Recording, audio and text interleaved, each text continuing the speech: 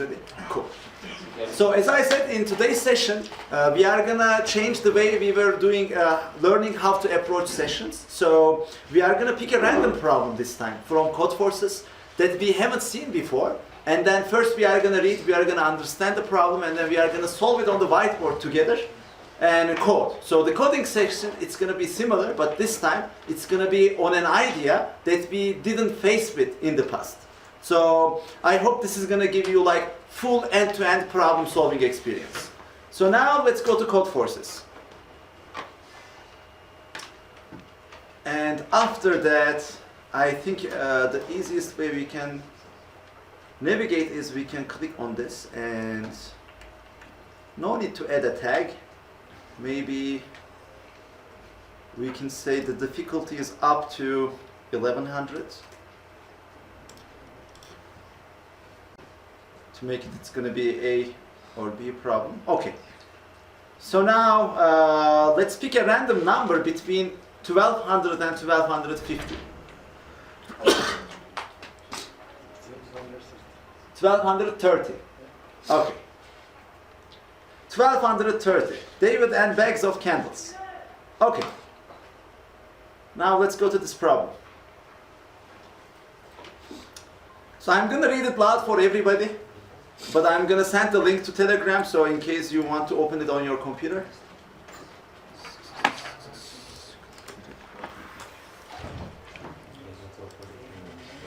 All right. So David has 4 bags of candles. The height of them contains AI candles. Also, David has 2 friends. He wants to give each bag to one of his 2 friends. Is it possible to distribute the bags in such a way that each friend receives the same amount of candles in total? Note that you can't keep bags for yourself or throw them away. Each bag should be given to one of the friends. The only line contains 4 integers: A1, A2, A3, and A4. The numbers of candies in each bag. Okay, and each number is between 1 and 100. And we are supposed to print yes if it is possible to give the bags to David's friends so that both friends receive the same amount of candles, or no otherwise. Let's see. So let's look at the first example. Frankly, after reading it, I didn't completely get the problem. So now I will try to figure out what it means by looking at the sample input. So for the first sample, we had 1, 7, 11, and 5. And let's look at the example explanation. In the first sample test, David can give the first and the third bag to the first friend. So the total is 12. And the second and fourth bag to the second friend. So this way, each friend will receive 12 candles. So basically what we are checking is whether we can get 2 equal sets from the given 4 sets. And at the same time, I think it looks like we will always be given 4 numbers. So like this looks like actually pretty easy problem. Like if we are not missing any points, like basically we are given 4 numbers and we are asked to decide whether we can basically divide them in 2 parts in which the summation is going to be equal. So let's say we have numbers 1, 7, 11, 5. Like basically what we are going to check is first we can look for the total sum, right? Because if I want to divide them into 2 equal sets, I know exactly what is my desired sum. So the total sum here is 24. And if my total sum is 24, then I am basically looking for building groups of 12. So if I can generate one group whose sum is 12, actually that would be enough, because we know that the remaining element sum is going to be 12 as well, right? So what I should do is basically I should iterate over all the possible subsets among these 4 numbers which have at least one element and check whether the summation is equal to the desired sum or not. And if we can find 1, then we are going to say yes, otherwise we are going to say no. So is this clear to everybody? Like the idea? I think the last missing piece right now is how we can iterate over subsets for these given 4 numbers. Slight question. Do we have to iterate over every possible subset? Can't we do it in one iteration through all the numbers? Like basically, I think we should consider like cases where we have 1 to 3. Actually, once we check the 1s, the 3s are going to be checked as well. So 4 to 0 is not possible because we have to give backs to both parts. And we also have 2 to 2. Yeah. So we don't even have to care about the 3 ones. Like I think with one for loop, Yeah. we can consider all the 1 cases. And for 2 ones, like we can basically do it by hand because number of groups are very little here. But also we can do it with the help of 2 for loops. Yeah, or we can, if it's going to be 2, 2, it's going to be min max on this side and the rest 2 on this side. So on one iteration, if we get the minimum, the maximum and the sum, first we can check if the maximum is half of the sum.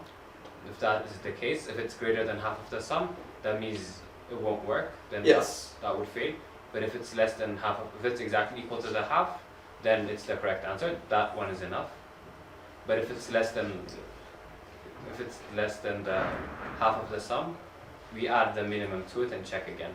Yes, like basically what I'm hearing here is like for the 2 by 2 sets, we don't have to consider all the cases because we know that if we have maximum in one set, the minimum has to belong to that set as well. Otherwise, there is nowhere we can get to the equality. So not all the 2 by 2 cases have to be considered either. Like if we keep track of the minimum and maximum, there is only 1 and 1 2 by 2 case that we should test. So like with the help of that, I think like we come to a very clean and concise solution. So any questions up to this point so far? Is everyone clear with the solution we are going to implement? Okay. So now let's go ahead and implement this.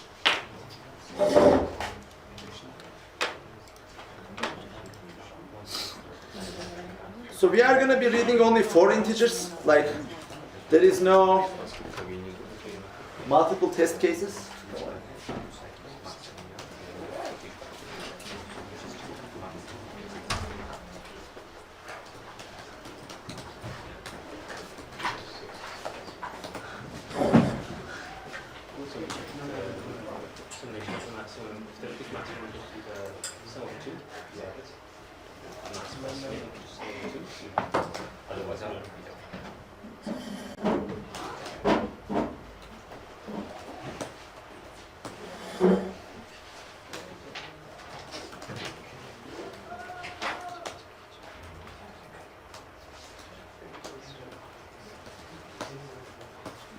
I mean, obviously you can find more efficient ways of doing these comparisons, but there is no point because we have only 4 numbers. So now that we have min and max, we can basically, and also we need the summation. So let's also calculate the sum.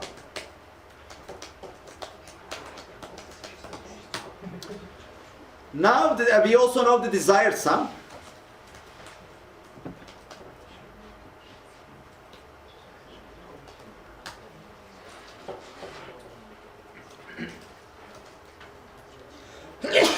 If sum mod 2 is equal to 1, then is it possible that we can have the desired solution? No, because it's impossible to divide them into 2 sets, right? So that's why in this case we can just print no.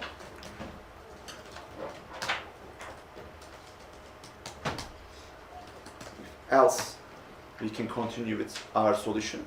So the first combination that we can try is like at this point we know that desired sum is even, so we can possibly get subsets whose summation is desired sum. So the first combination we are going to try is min plus max. If it is equal to the desired sum,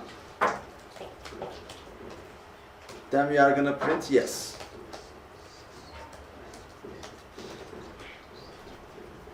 And if that is not the case, which one can be the half? Max. only the max, right? If it's 1 to 3 situation, then the one that we have to choose has to be max. Actually, now we can say this.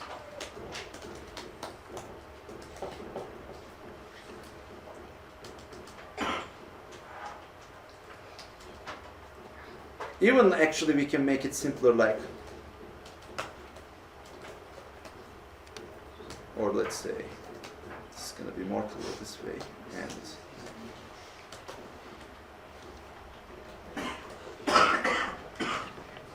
and if this is not the case, then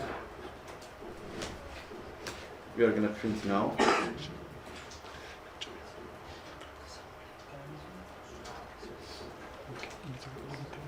Actually, we are going to take this guy out of this else. Is it visible by everybody, by the way? Should I make it a little larger? Yeah. Larger in it. How about now? Good. Better? Yeah. Okay. We don't need this part anymore. Close this guy.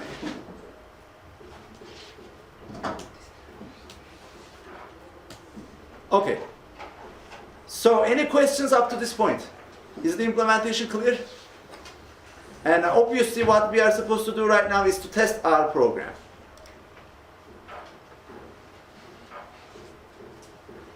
Min cannot be used, so let's see which.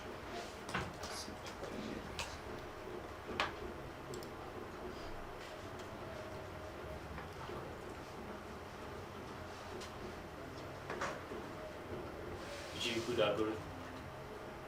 It's an algorithm library? Okay. Yes, it says algorithm here. Yes.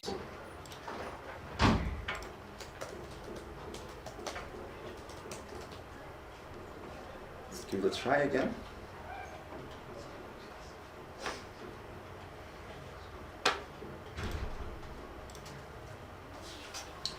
Didn't like algorithm. Defined and header algorithm, it says. Oops. Min cannot be used as a function.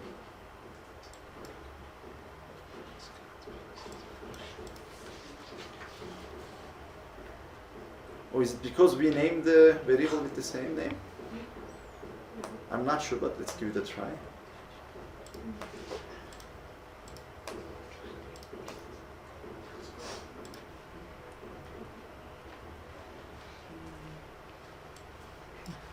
Apparently that was the case.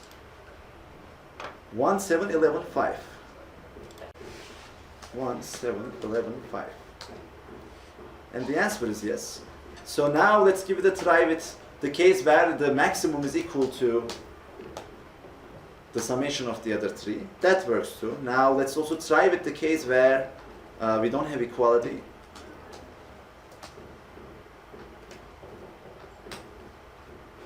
Okay.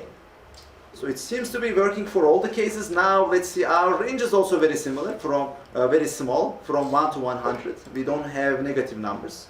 I don't think they would cause any trouble, but just to make sure. So I think we are ready to go. Now, let's click on submit, copy our code, come here, paste it here, and say submit. C++ is chosen.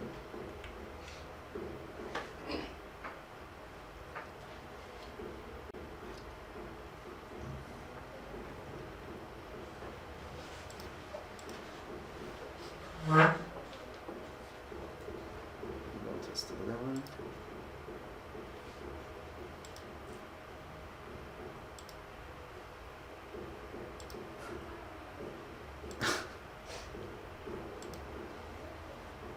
It's like this, it's challenging our code.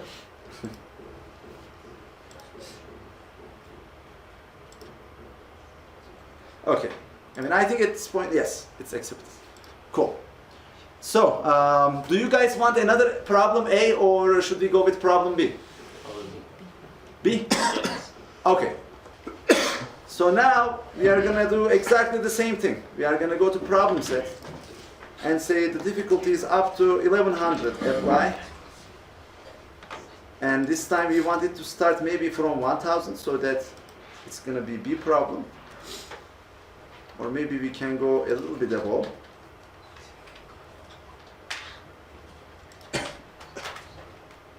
Okay, we have some B and C problems. All right, so a number between 1200 and 1100. Bar of Buma, I think. What's A that? number? Yes, Okay, 1200. 1200. No, okay, and the half. What is it? Let's make it the half. 1200 and a half. No. Has to be. It's between 100. How much? The number again? Let me hear the number again. Okay, so between like 1200 and 1100. 1100. Okay, 1150. 1115, 1 5? Yeah. Okay. 1115, it's gonna be on the second page, 1115. So unfortunately it's not in our range, another number. Can you go? Can somebody go, please? Okay, 1200. 1200. Okay. But I think I'm gonna ask another one because we haven't covered the dynamic programming yet. So 1200 was dynamic problem as far as I remember. One more number. It says DP. Yeah. Right. Okay. 1100 and 50. 1150. Okay. 1150. Tiling challenge. Okay. Finally. All right. So let me send the problem to everybody.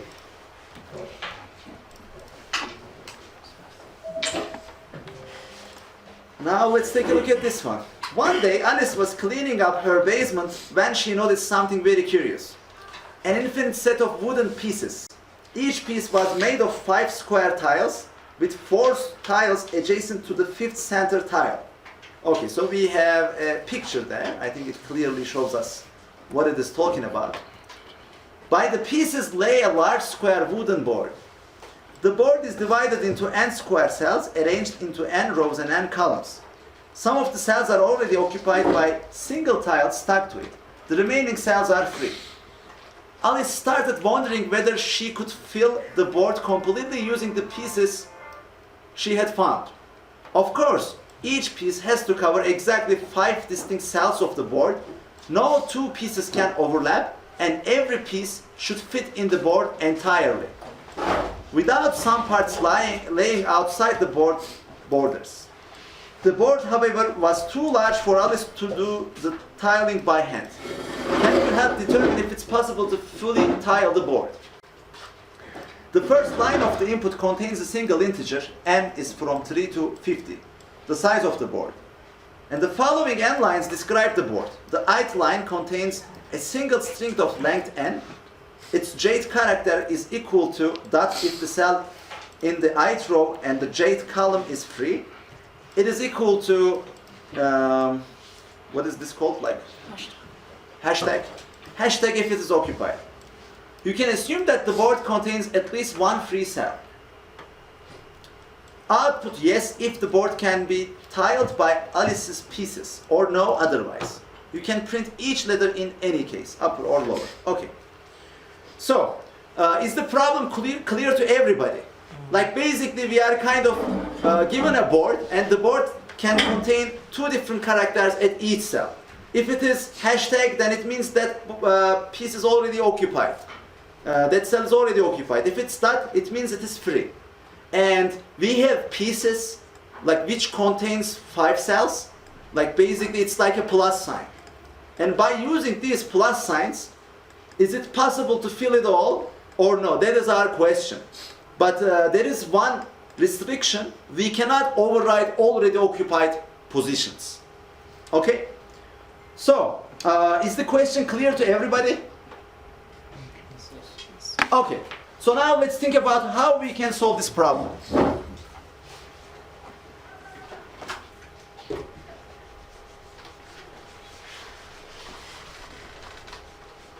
Like basically, since the first thing that we should observe is, since the limits are very little, like it is a 50 by 50 board, right?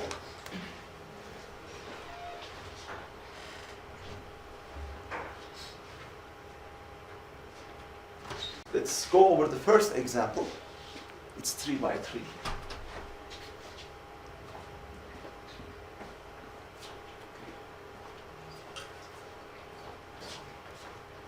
is already occupied. This is already occupied. This is already occupied. This is already occupied. Oops, no. This is already occupied and this is already occupied. So, like basically, once we start from the beginning, whenever we see an empty cell, we can think of whether we can place a tile here or not. And then we should basically try both cases, right?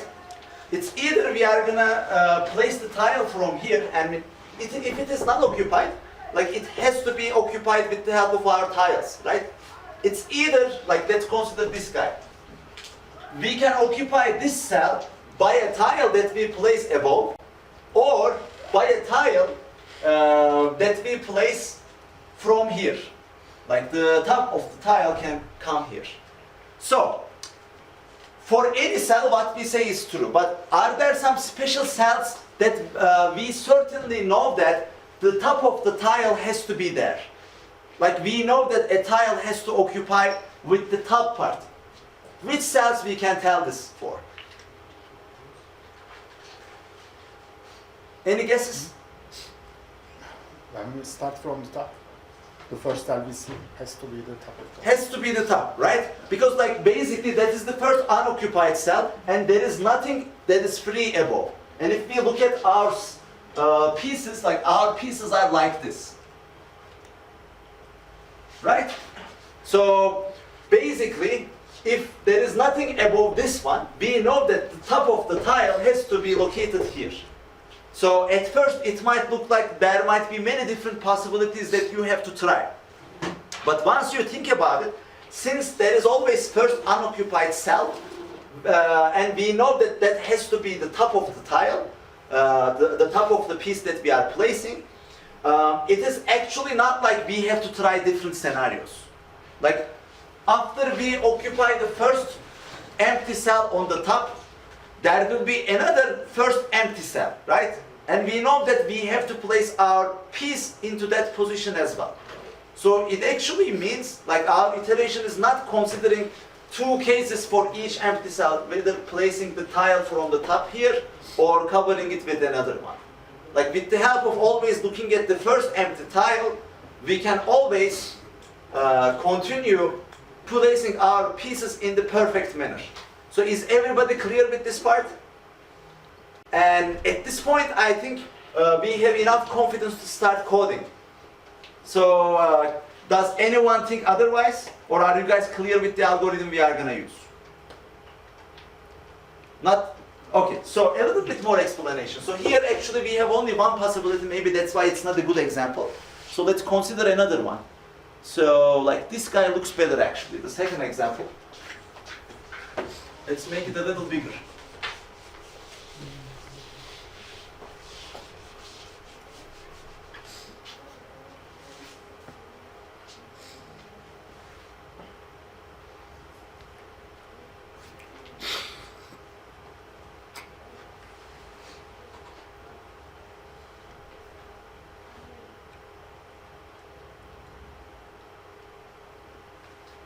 Which ones are occupied?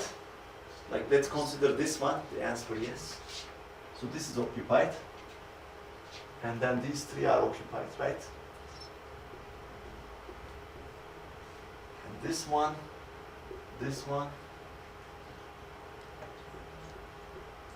these three, space this one, and this is completely occupied. Okay. So what we were trying to say was that if we look at the first empty cell, starting from the left up, that cell has to be the beginning of one of our pieces, the top part of our pieces. Like this is the shape of our piece, right? Like other cells, for example, this one, it can be top of a piece, but at the same time it can be middle of the piece. We don't know. But we know that the first empty cell, it has to be the top of the piece, right? And based on this information, what we can do is we can start from left up. And whenever we see an empty cell, we can place our shape over there. So they were all free, that's why I was able to put it. And right now, by definition, there has to be another empty cell on the top, right? And if there is none, it means I was able to fill it up all. So the answer is yes. So now I'm looking at the second empty top cell, which is located here. And right now, again, I am adding my second piece. Let's say this time I'm going to number it as 1. Again, I didn't get any kind of conflicts. Therefore, I can look for the third empty cell. And since there is no empty cell left, my answer is yes. And let's also do one example where the answer is going to be no.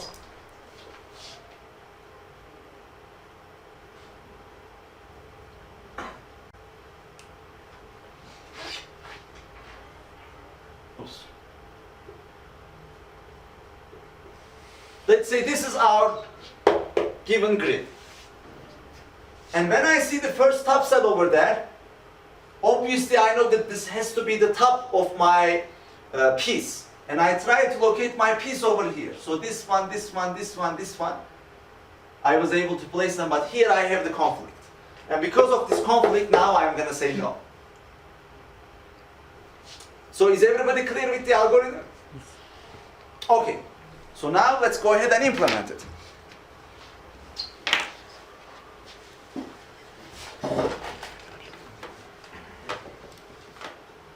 And this time, let's get rid of this part.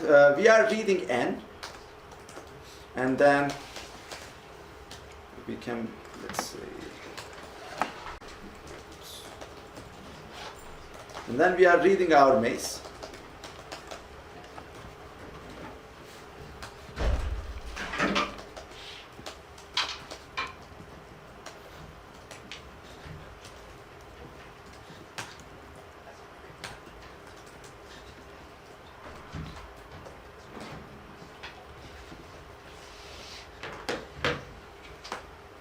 Let's name it as, what was it called in the problem? Board. Let's name it as board. And what we are going to do is we are going to read one single character, right? So that can be a little tricky with C++, but we can give it a try. Let's see. Let's define a character. And then says,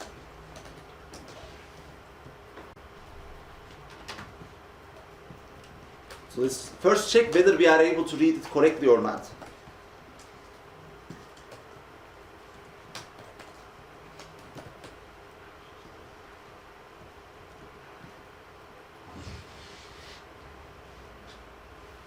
Okay. I think it's going to be fine right now. Let's run our test for reading.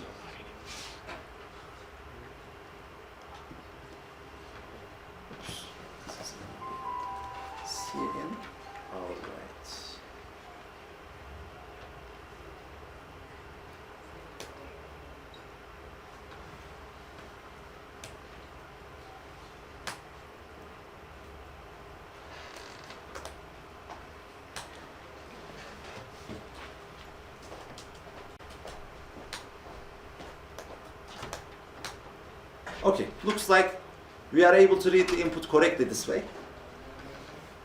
Like as you see, if you are not sure, just give it a try. Just test it and then get the confirmation. No need to be confused.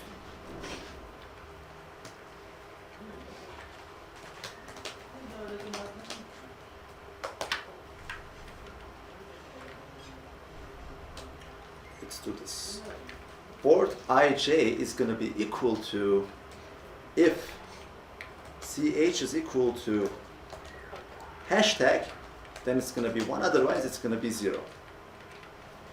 So now at this point I should have my board constructed. And after I have my board constructed, what am I going to do is, I will continue, like one thing I can do is like I can count all the empty cells at the beginning, right? So this way I would know at what point I have to finish execution.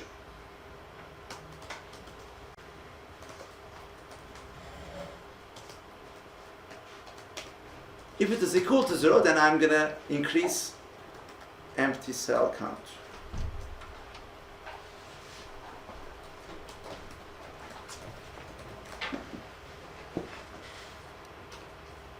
And then while empty cell count, or actually, we can do a for loop.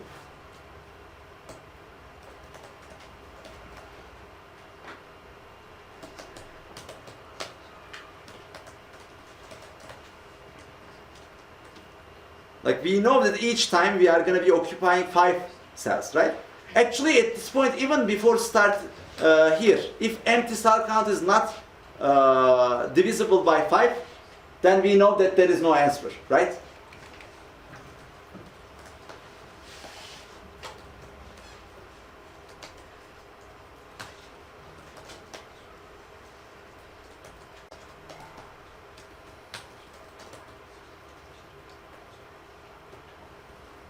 Or we don't have to put the return here, we can get everything else into else.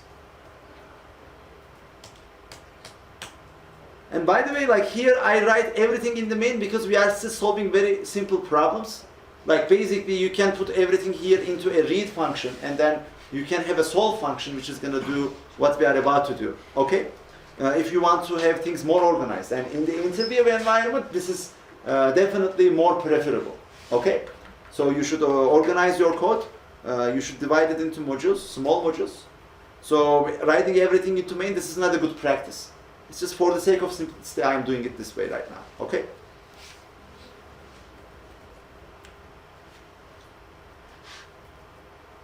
Okay, so now let's continue inside of this. So now we have a for loop. As long as we have some empty cells around, it is going to continue looping. And at this point, what do we need? We actually need the first empty cell, right? So we can easily find that by first empty x, first empty y.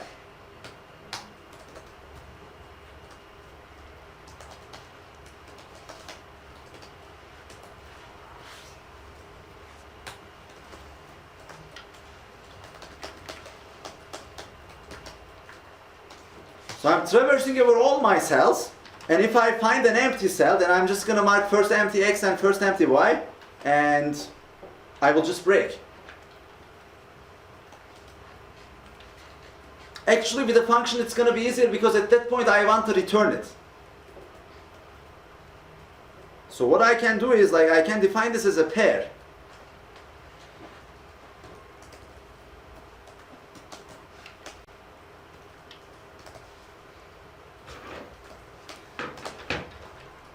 Get first empty cell, and I'm going to pass my board into this function.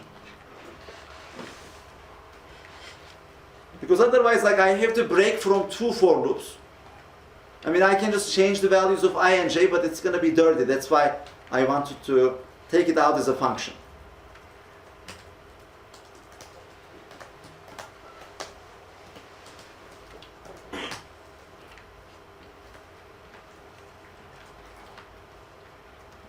Basically, we can do this. And we can also pass n. It's going to make our life easier, that's why.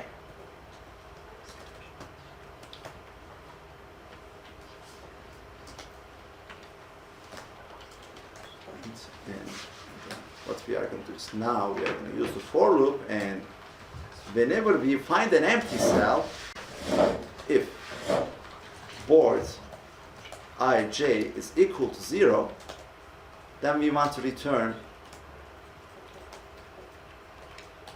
ij pair.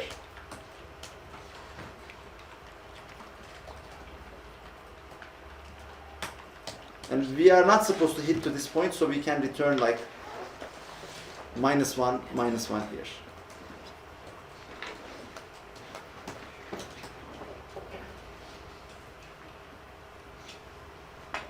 Okay, so after I find my first empty cell, what am I going to do is I'm going to place my piece. So at this point, we know our first empty cell, right? So what was our principle? Whenever we finish implementing a small module, we were testing it, right? So now let's give it a try. So here, let's print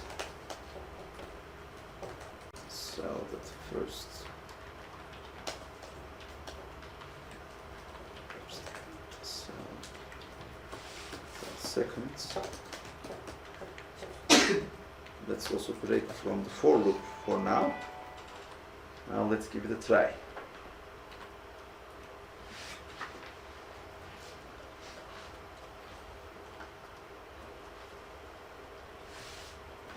Okay.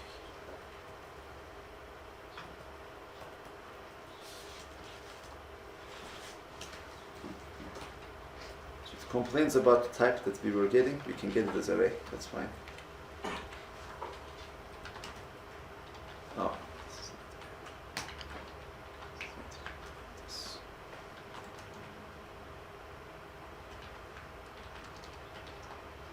Oh. Okay, since it's defined here, Why not just use vectors? we can just use vectors, or let's see. Or we can define n outside. It's easier solution right now. That's why I'm going to do that. Then it's going to be visible here. We don't have to pass it as a parameter, so let's do it like this.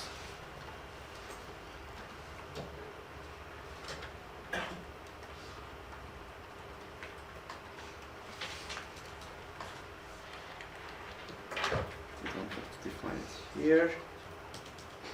All right.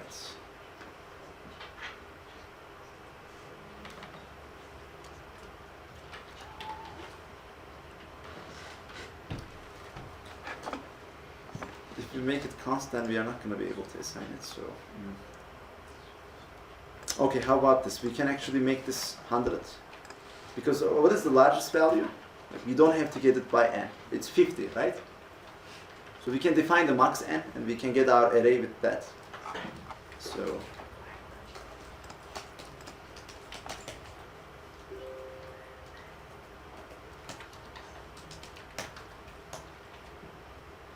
it's going to be max n.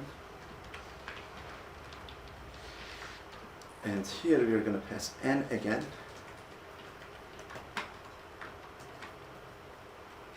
Also need n here. We'll take this parameter here as well. Okay. Let's give it a try now.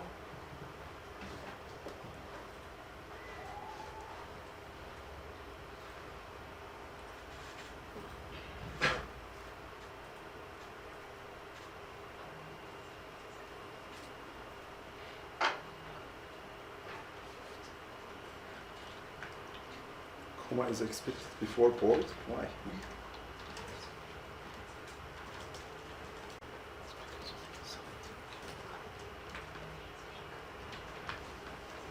It's supposed to be max n, right? Yes. All right.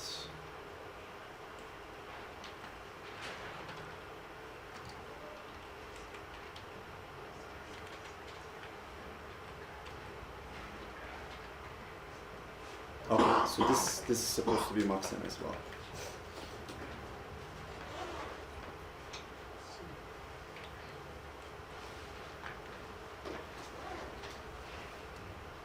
Finally, we are getting there.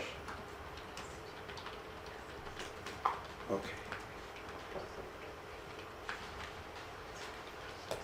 All right, so now let's give it a try with this.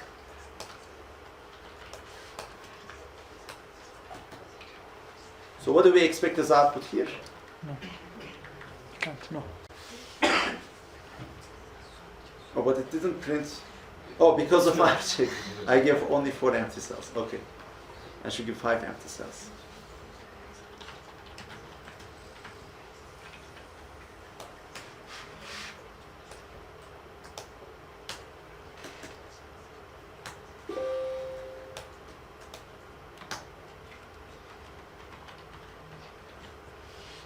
One, two, three, four, 5. We have 5 empty cells, right? So maybe we are not counting our empty cells correctly. Let's print it out.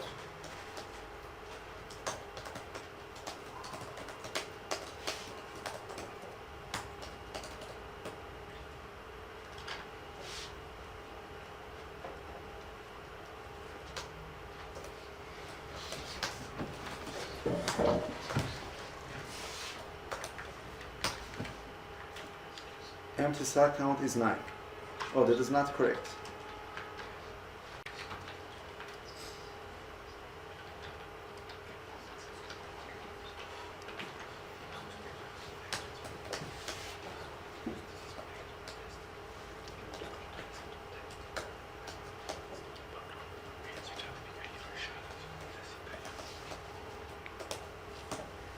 Now let's see if this is working correctly or not.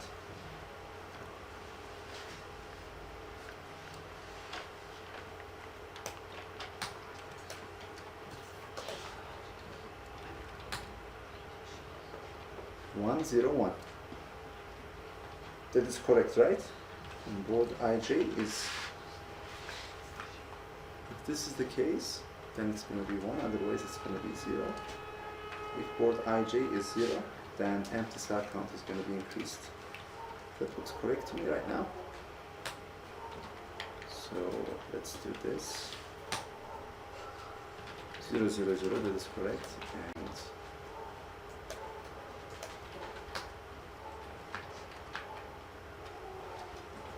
1 0 1. I think it's because you use double equality on that board IGS. Yes, yes, yes, yes. This is the bug. Yes. Thank you. Okay. Let's just make sure now it is counting the empty cells correctly.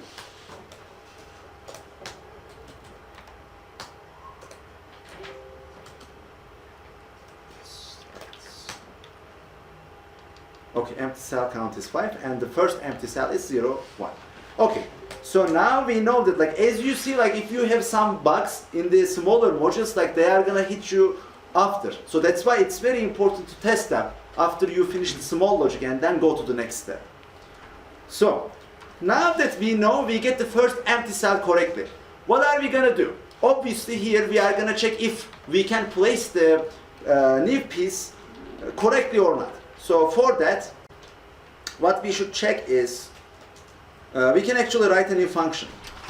If we can place first empty cell or n. Then what we are going to do is we are going to place it. So if this returns true, then we can say board first empty cell, first empty cell dot second is going to be equal to 1. So that's the first empty cell. Now we are going to go to the next cell, which is just down it. So we are going to increase our first by 1, right?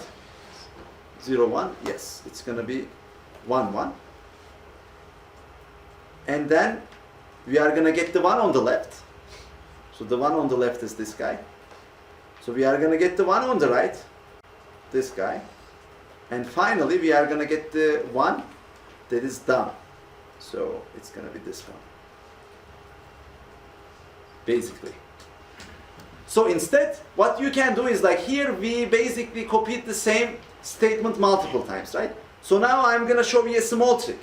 So basically, we can visit all our neighbors like this. So we can define a new array.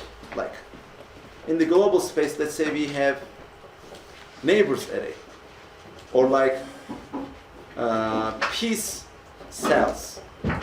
And how many cells do we have? Do we occupy? We occupy 5 cells, right? And then each cell actually has 2 coordinates. So basically we can define something like this.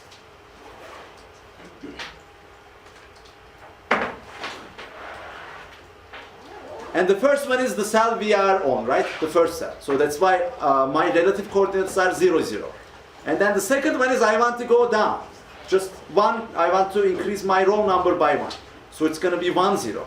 And the third one is I want to increase my row number 1 and I want to go to left. So it's going to be 1 minus 1.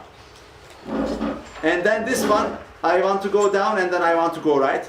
So it's going to be 1 1. And finally, I want to go down twice. So it's going to be 2 0. So now, with the help of this array, with one for loop, I can basically traverse over all the pieces, all the cells in a piece. I call it piece cells. Okay. So we are going to change this now. We are just going to have a for loop.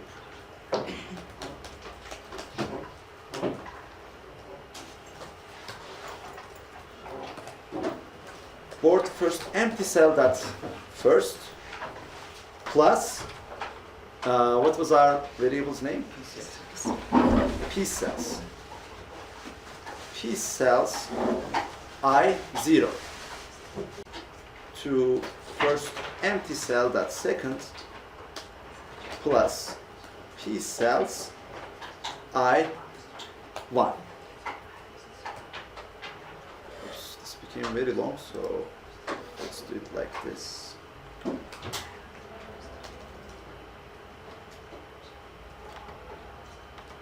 Second, yes. This is going to be equal to 1. So is everybody clear with what we are doing here? Like this thing is something, yes? Does this do any boundary checking, value checking? It's not doing any boundary checking here. The reason is we call the can place function. Like we are approaching the problem top down. So can place is actually going to check it for us. Or like we can actually alternatively make it a place function, which is going to do the check because it has to look at all these cells anyways, right? So it makes more sense to do it this way. And if not place, then we can basically see out no and break execution, finish execution. So I'm just going to get this guy out for now and go to the place function. So Boolean place function, and what does it get inside as parameter? First empty cell, board n.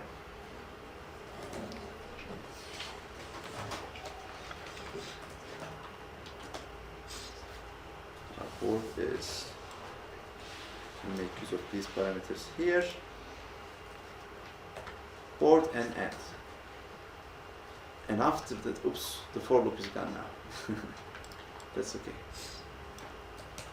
For int I is equal to 0, I is less than n, no, 5, I plus plus, because I need to occupy 5 cells, right?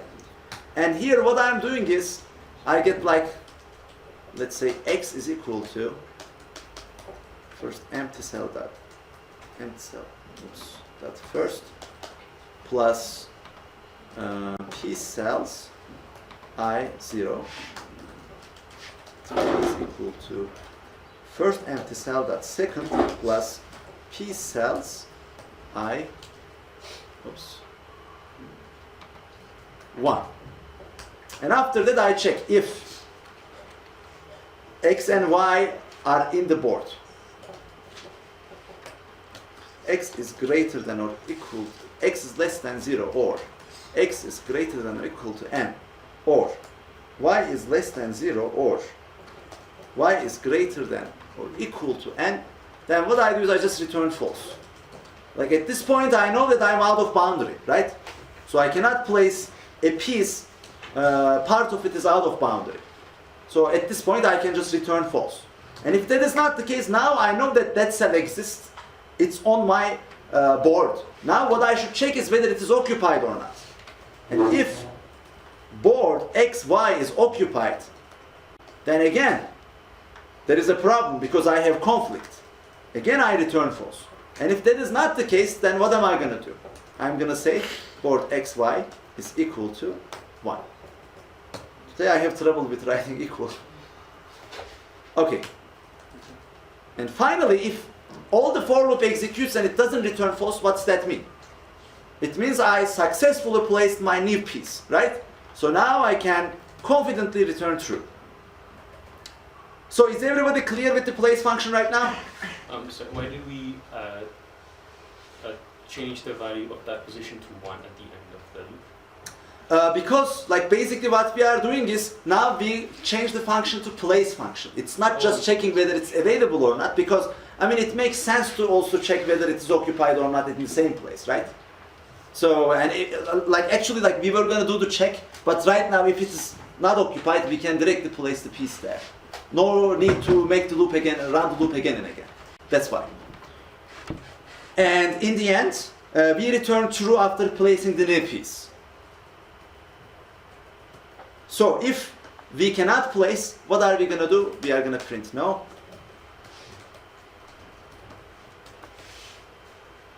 and then we are gonna just break from the execution.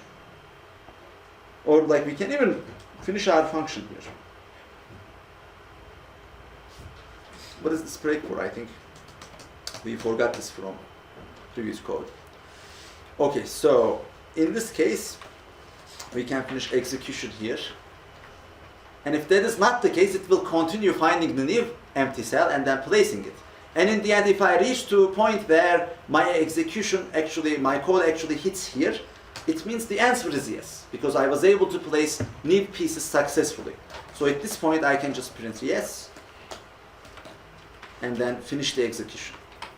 So, is everybody clear with what we are doing? Any questions? If not, let's switch to testing.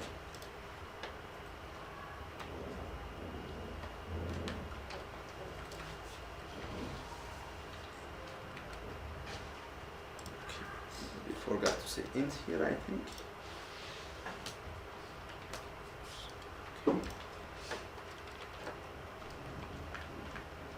All right. So let's start with the easy case.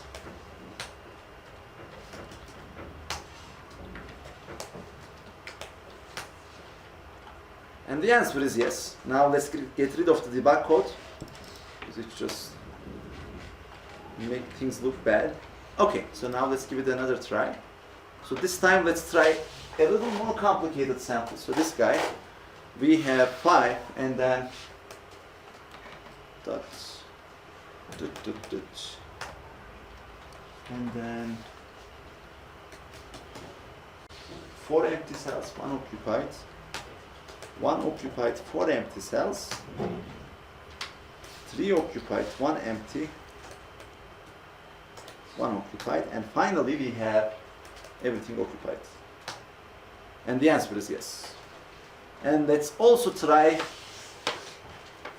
the no case here. Okay, so let me do this.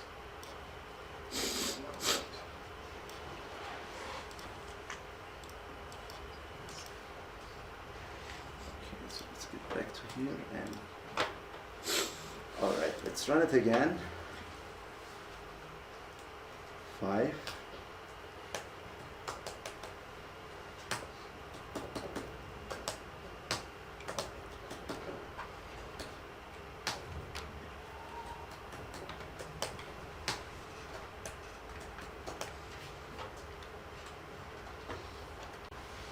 Okay.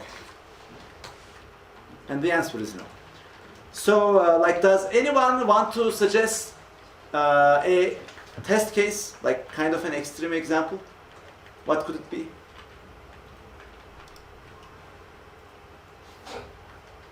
Like, let's try another no with 3. What if everything is empty?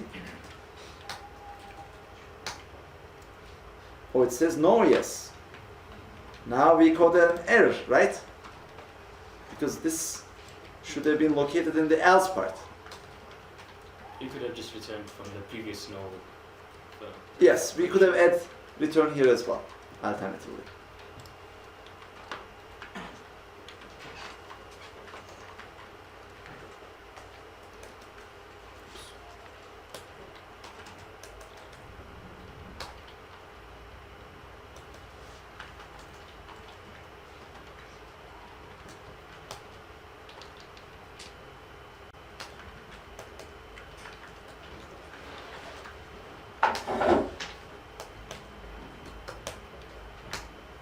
Okay, so we tried some test cases. Right now I think we are confident enough that we can give it a try.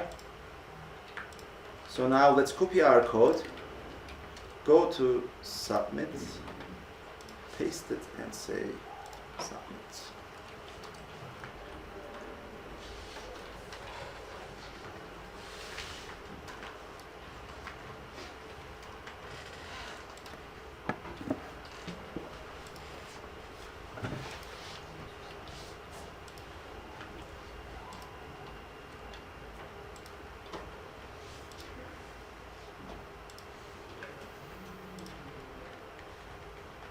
Oh, we get the wrong answer on test 1.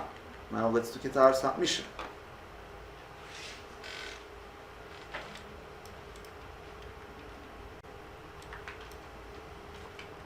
output, no.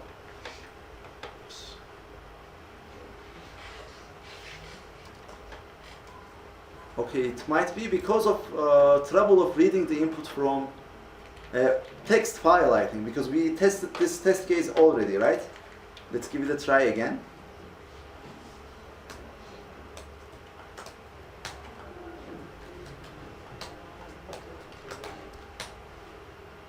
Yes. The answer is yes, and if it printed no, it means it wasn't able to read the input in a correct way. So, meaning, what we can do is we can change the way we are reading here. So instead of reading it with character by character, we can read it as a string and then process the string. So basically,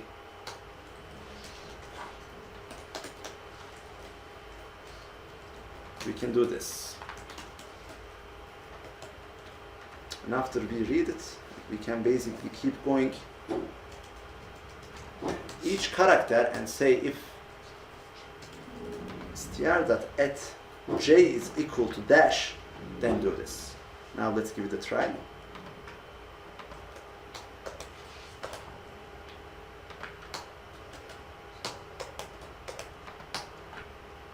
Okay.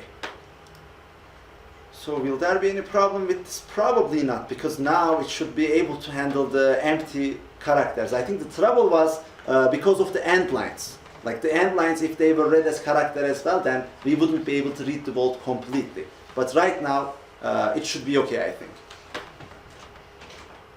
So now let's give it another try.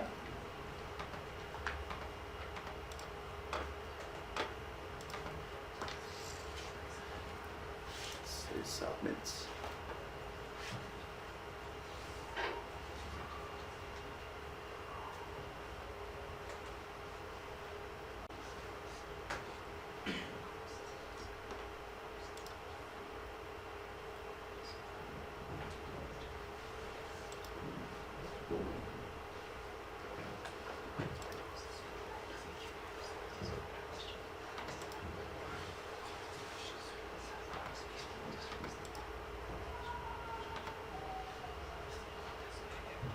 Again, we have the trouble. Let's take a look.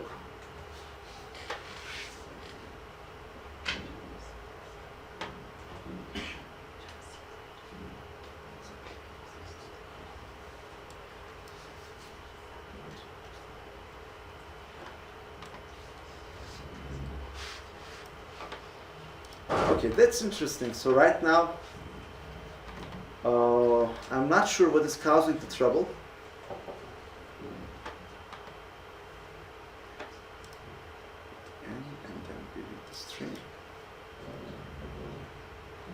And we know that there has to be exactly this number of characters in this string.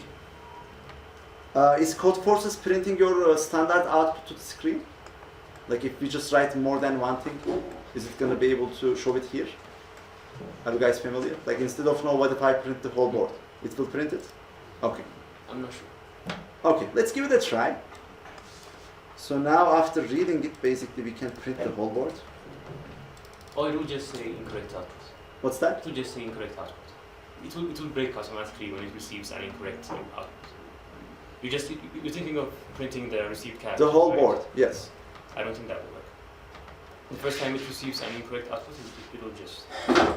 Okay, I can write everything on the same line. If it's reading it line by line, that should work. Let's see. So we are going to remove this one. Basically, we are going to print board IJ.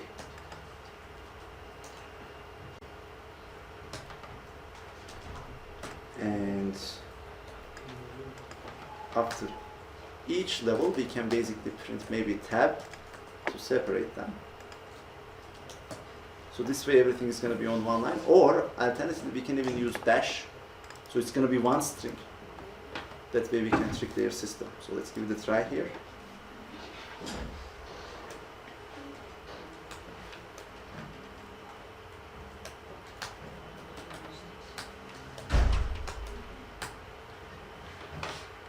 Okay, looks like it's writing everything in one line. So now let's give it another try. So So this time we are basically doing this for debugging purposes. You can use the custom test. We can use custom test. So, Where? This one? Okay.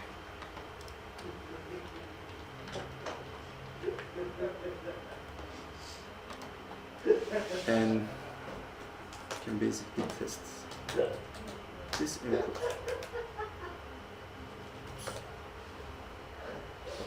Let's click on run.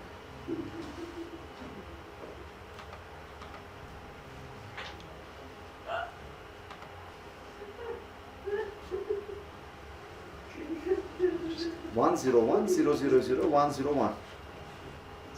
It gets it in a correct way, right? yet the output is 0, right? Yeah, which is quite interesting, and it's yes here. All right, what can be the cause? Let's see. I'm gonna make this a little smaller. It's 15, okay. And board.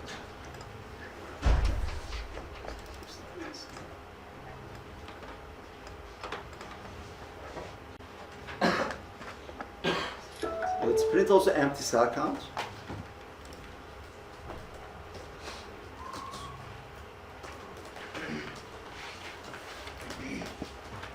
It might be because like maybe it's considering one character in the end and it's increasing number of empty cells or something.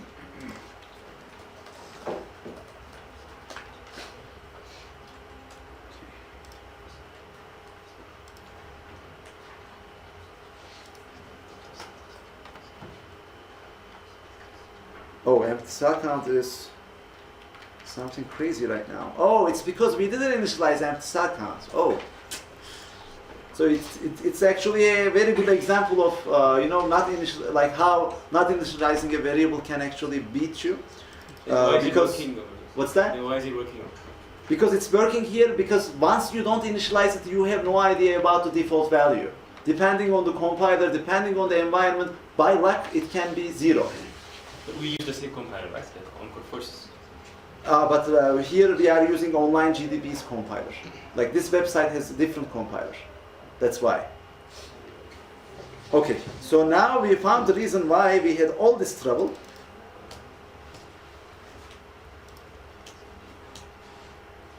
Okay. Is there any debug code that is left? This is the debug code. And is that it? I think so. Let's give it a try here. Oh, let's get this guy. Okay. So now let's do submission.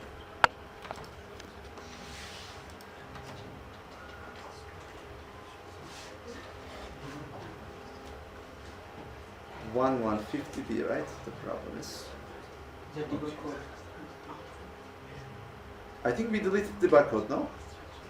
Where do we have the debug code? Which one?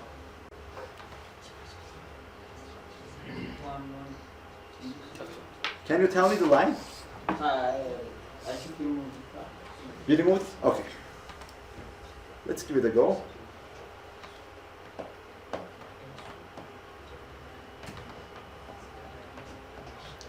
This time it's running on test 2.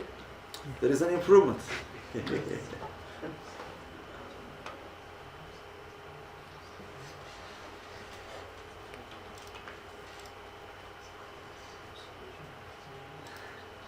Okay, it's accepted. All right. So, how much time has it been? Let's see. It's been an hour. Let's take a break here.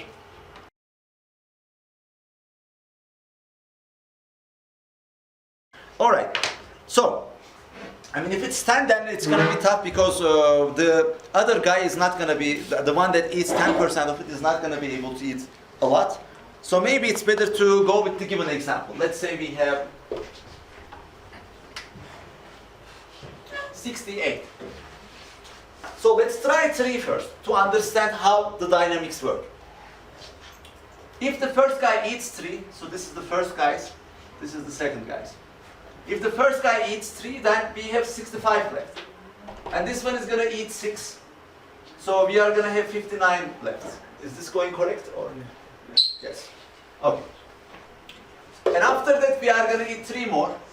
And then this is going to be down to 56. This guy is going to eat 5. And then this is going to eat 3 more. This is going to be 51, 48. And this is going to eat 4. This is 44. And then our guy is going to eat 3. So this is going to be 41. And the second guy is going to eat 4. It's going to be 37. This is going to eat 3. This is 34. This is going to eat 3. 31. This is going to eat 3. 28. This is going to eat 2. 26. This is going to eat 3. 23. This is going to eat 2. 21. This is going to eat 3. 18. This is going to eat 2. 1. This is going to eat 1 now, right? Yeah. 17. And 3, 14. And 1, 13. 3, 10. 1, 9. Because it says less than 10, right? So this is correct still. And then 3, 3, 3. This is 0. So now let's look at the summation. 11, 15, 19, 22, 24, 26, plus 3, 29. Here. And here we have, let's say 30, 38, 39. Okay. So, like the first, yes. Why did we keep track of 10? Why did The we number keep? 10. Why did we keep track of 10? Yeah, you said What do you if mean? it's less than 10, you If it's less than 10. Because like the second guy is eating over 10 of the remaining candies, and it's integer division. We have 10 candies. This one eats 1. And then we have 9 candies, this one eats 0. And after this point, like all the candies are going to be eaten by the first guy. What's wrong with 9 candies and then it just keeps... What's that? What if we have 9 candies and the first one just eats 3? If we have 9 candies, then the first guy is going to eat them all. Because, what's that? I don't think it says that. If it's less than K, the first guy eats them. K or 10? I think it's 10. No, 10 is just If the amount of candies in the box is not divisible by 10, Petya rounds the amount he takes from the box down. For example, if there were 97 candies in the box, Petya would eat only 9 of them. In particular, if there are less than 10 candies in a box, Petya won't eat any at all. I think that's an example. That's just for this. No, it's not. Okay. What's your point? So I think this specific 10 is just for this example, not... No. Like it always eats 10% and it's basically eats by integer division. It's not specific to this example, okay? I mean, if this was specific to this problem, then we should know what that value should be in other cases, right? And there is no such explanation. So that's why I'm under the impression that that's the case for all the input cases. Okay, so any questions up to this point so far? Is everyone clear with the problem? Yes. It's just that if it's less than 10 candies, starting from 9, 10% of time is 0 point something, so it could round this down. So we shouldn't consider that. Yes, yes. Yeah, once we reach the point where it's less than 10, then all the candies are going to be eaten by the first guy. So, how long do you guys think the execution is going to take once we take a look at this iteration? Let's say like the number can be up to 10 to 18, right? It means basically 1 billion times 1 billion. It's a large number. But can it fit into a long int? Yes. So we are lucky, we don't have to define our own type.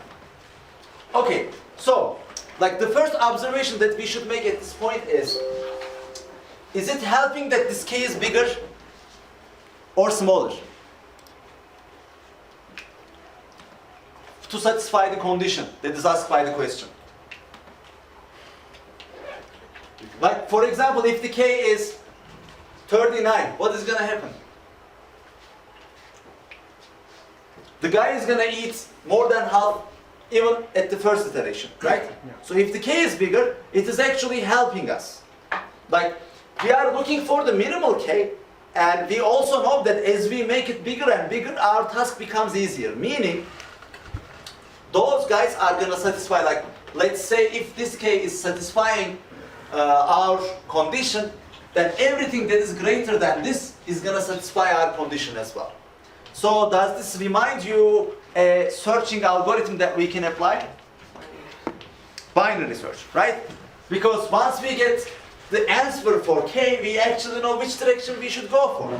If this is not satisfying, then we know that we have to get a bigger k. And if it is satisfying, we know that we should go to the left, right? So, okay, now we have the algorithm. Let's also think about the details. So, would it take too much time to execute on 1k? Like, because now we can execute like this, right? But is it gonna take too much time? Yes, I think so. What's that? I think so. So let's think about it. If, let's say we start from the middle. Imagine the worst case, like our number is as big as 10 to 18. Then the middle is gonna be 10 to 9, right? It means we are taking steps of 1 billion. So it means we are actually not ready to start our implementation because we will have like 1 billion steps. And this is gonna be too much. So how can we increase this pace? Like, how can we basically get to these numbers in a faster way?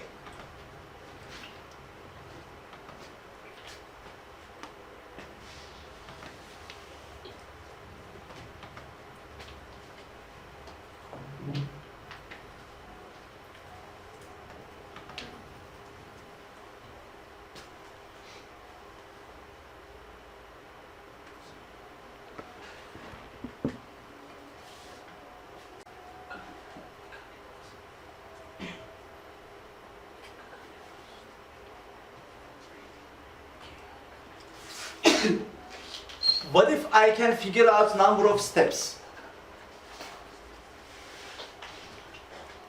Would it be helpful? Yes. Because if we know number of steps, then we know that this guy is always eating constant amount of candies, right? We can just multiply it with this, and then we know that how many candies are going to be left for the other guy. Okay, so now let's think about how we can find number of steps.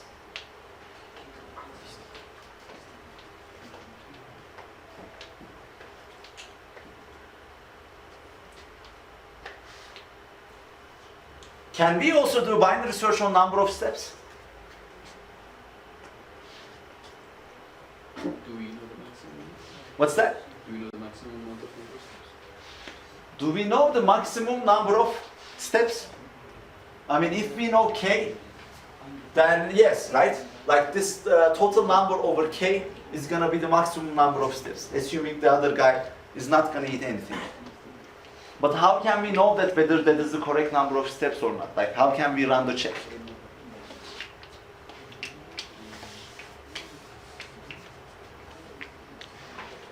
Oh, we just multiply by the number of candies eaten by f. I don't know who f is.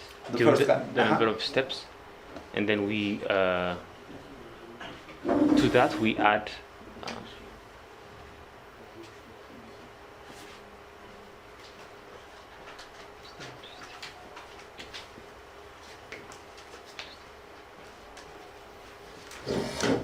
Let's think about it for a while. Right now, I don't have a immediate solution. Let's try to solve it.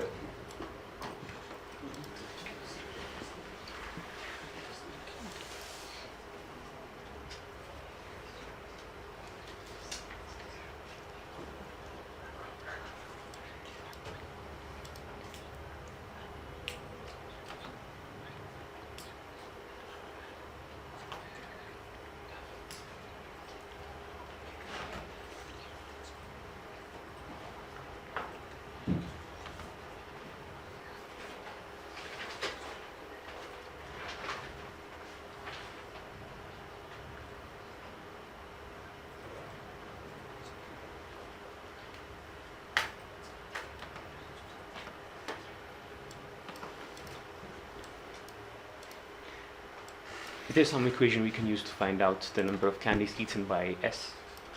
Because if we could, then we would know.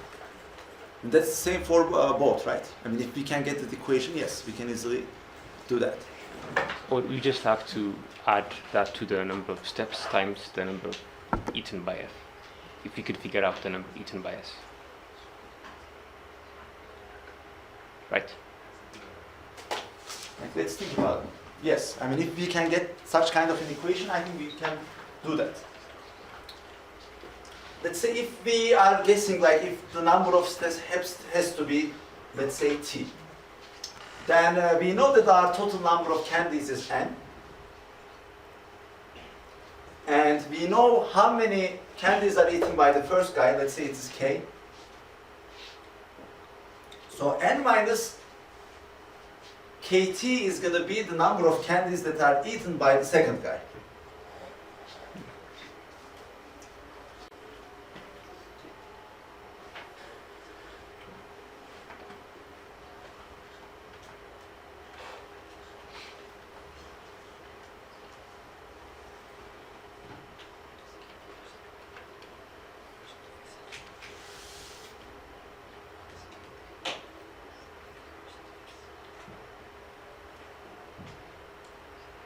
What if we...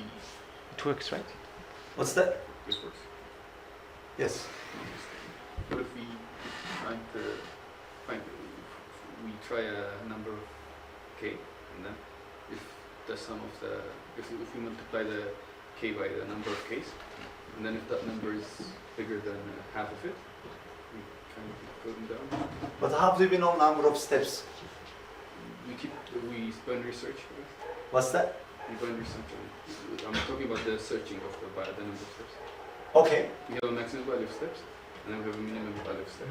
I mean, maximum value steps is, we can say, this over k, right? Yeah. And If everything is eaten by this guy. Yes. We try the middle, and then if the sum of them, if k times the middle number is, if it's, I think if it's greater than half of it, we're looking for half, right? Half of the given number. Okay. If it's greater than half of it, we go one direction. If it's less than half of it, we go the other direction, and then we kind of. But I think, like, you are kind of merging two objective functions here. So we don't know whether that k can actually satisfy the answer or not.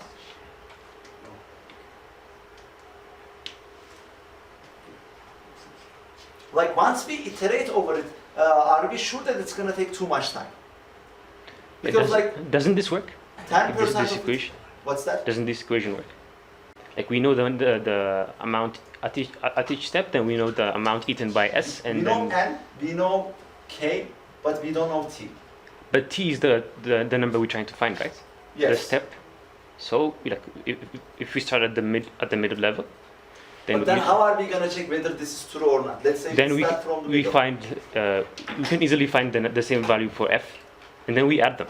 Then if we get the total value, No, but how are we going to find the value for s? Like, this n is n k minus times k kt. is what? Isn't n minus kt the correct equation? But if that's not the right number of steps, that's not. But so if it's not the right number of steps, if the sum is greater, for example, if it's less, then we can go to the right and continue our binary search. Like, which sum? Like, basically Like S here, and F. S is the number eaten at that step, like, you call this f, I think. minus kt. Of course. Yeah. I thought we found F. No, we didn't. Like, we know f, but like right now I'm thinking, because like every time 10% is gonna be eaten by this guy, so number of steps might not be too much actually. Like, if we just iterate over all the steps, because it's not gonna be like every time we are gonna take one step. Like, do you see my point? The second guy is always eating the 10%, right? So you So after 4 or 5 steps, it's gonna be eating like almost half of it. So number of steps that we are gonna take might not be too much. So let's think about it. What's the maximum number of steps we can possibly have with the given constraints?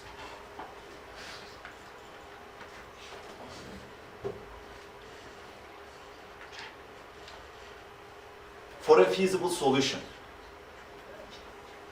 Like here in this example, how many steps we get? 1, 2, 3, 4, 5, 6, 7, 8, 9, 10, 11, 12, 13. We get like 13 steps for this one.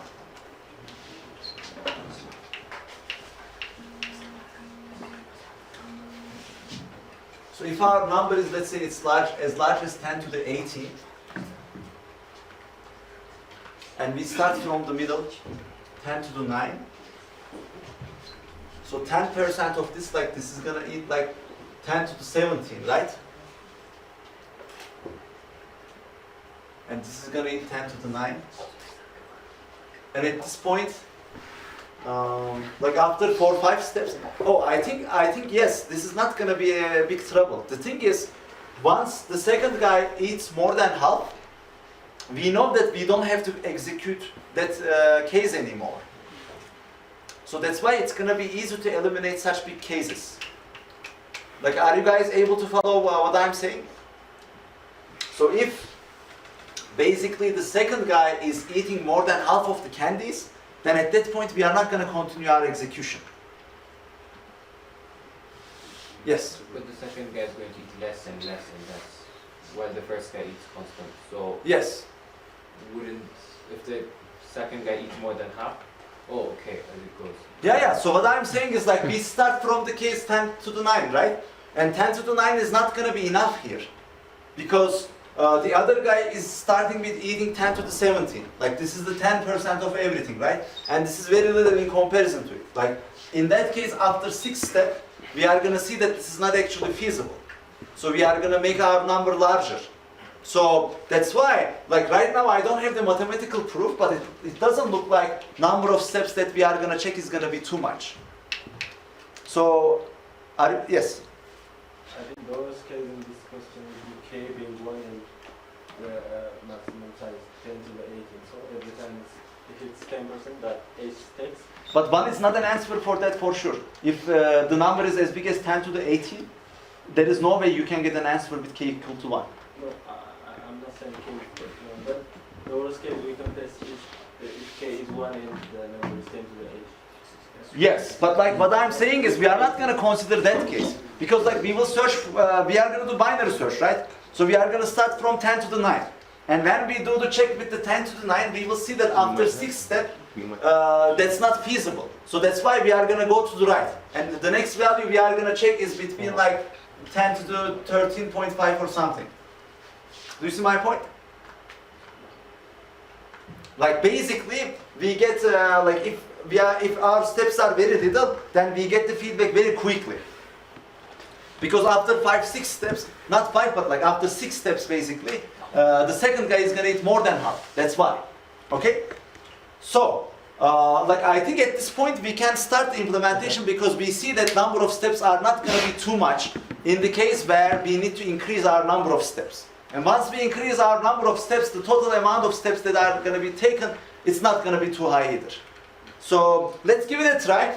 If we get any trouble with that, then we can consider improving on it.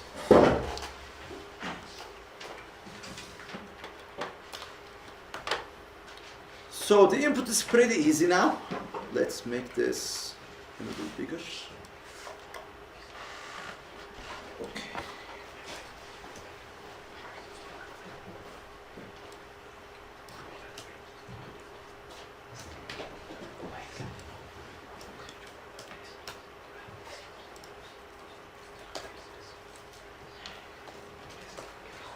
Actually, it's going to be long int.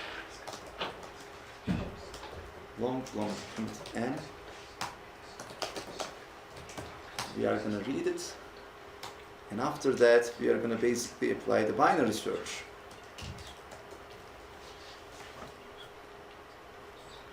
So we are going to give n to it.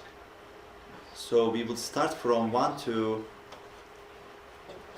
like our range is basically 1 to n. So our start is 1, our end is n.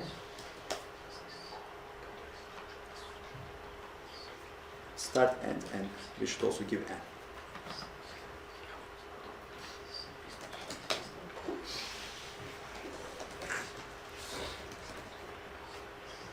Okay, so now in our binary search function, we have 3 parameters. the return type is long int, and we get the start, we get the end, and we have n.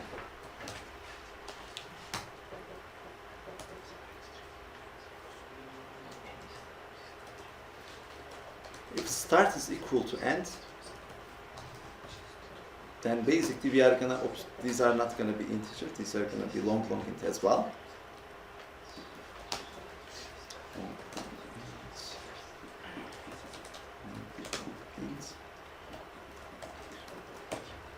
So once start is equal to end, it means like we've actually reached to the conclusion of our binary search. And is it ever possible to have an output that is not feasible? I don't think so. There is always answer, right? So, problem. Yes. The minimal amount of k. Okay. The midpoint is going to be equal to start plus end over 2. And then we are going to check if check mid is equal to true. In that case, we are going to go to the right, but including our middle point, right? What's that? We're going to have to go to the left. No, if the check is correct, it means like that solution is feasible with k. We need to go to the left. Yes. Oh, did I say right? Okay. Okay, so if the check middle is correct, then we are going to go to left, meaning, but we should also keep middle in our options. So, But this could create a loop. what's that? At some point, it could create a loop. Something? Unless we be careful of that, it could create an ending recursion. We can always go left, but we can always keep track of the minimum number that we are that the check function return true. So we can do that in the check function. Let's see, or instead of like basically we can apply the binary search and we can print out the result.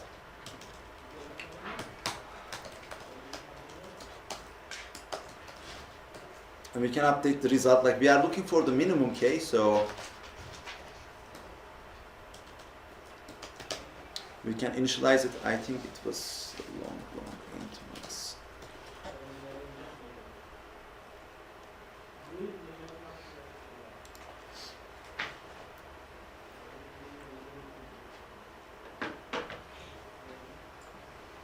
And long max, I think this is what we are looking for. Limits.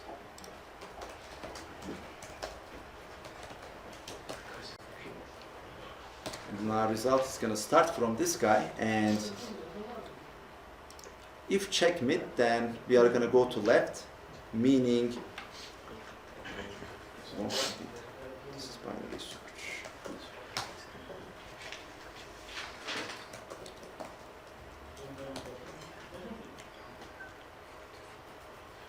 You can basically make this void.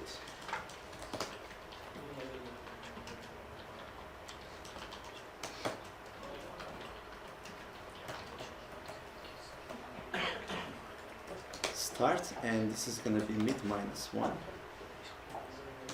and n is n. Otherwise, we are going to go to the right, so we are going to say binary search mid plus 1 and n.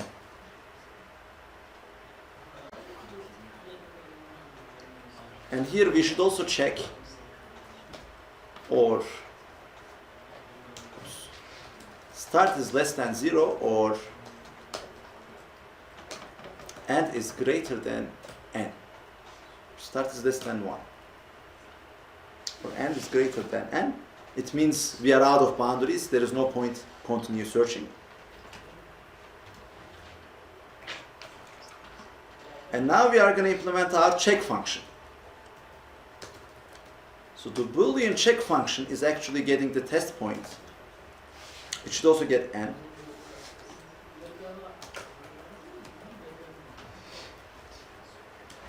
Current, let's say, and this is not int, this is long int. N is also long int, right? Why did I say into this long int? int, long long int current, long int n. Okay, so in the check what we are gonna do is basically we are gonna apply our function here, right?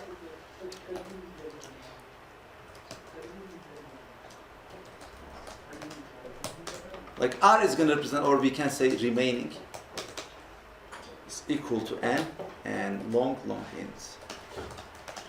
First is gonna start from 0 and long int. Second is gonna start from 0 as well.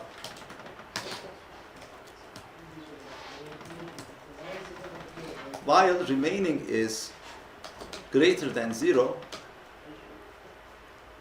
or first is greater than remaining over 2, remaining plus 1 over 2. It says more than half, right? Not equal to half. More than half. So we can do this check. Or first is, and we should say less than or equal to, or remaining is greater than 0, and first is less than or equal to remaining plus 1 over 2, and second is less than or equal to remaining plus 1 over 2. It says at least half. What's that? It says at least half. Or, At least half. When first one The first eats one. at least half of it, then we are going to make it less than.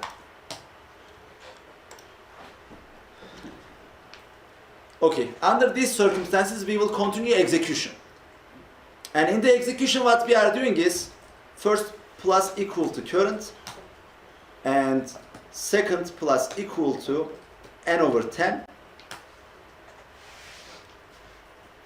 or like, let's say long int. First current is equal to current, and long int. Second current is equal to remaining over 10. This is how much they are going to eat, right? And the updates are remaining is going to be decreased by current plus first curve plus second curve, and first is going to be increased by first current, and then second is going to be increased by second current. And when I get to this point, we are going to return first is greater or equal to remaining plus 1 over 2. So should we update remaining first before we update second card? Should we update remaining first? Before we update second card, because it might change. Oh, actually, like first, the first guy eats and then the second guy eats, right? Yes. So that's why I think we should do it this way. The execution order is very important. Thank you. Remaining is going to be decreased by first current, and then we are going to calculate the second current, and then the remaining is going to be decreased by the second current as well. I think this is the right execution order, right? Okay, thank you. And is everyone clear with our return condition here, and how does this check function work? do we not need to consider the last time when it's less than k? When it is less than 10? When it's less than k, no. Where does it say when it is less than k? If it's less than k, it's the rest of it, whatever's remaining. Let me check the problem description.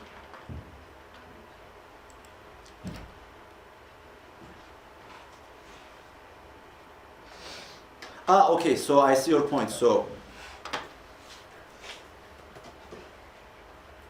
like basically what we should say is, this is going to be minimum of current and remaining, right? Okay, thank you.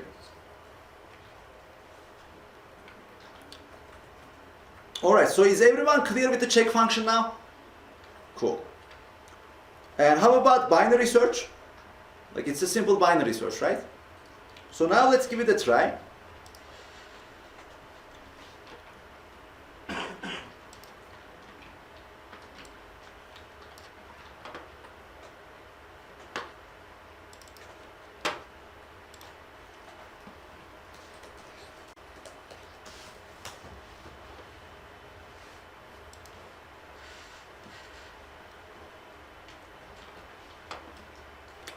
C limits. I forgot the C. Okay, let's say 68. And the result is -1. Oh, because did we update the rest? We never updated the rest, right?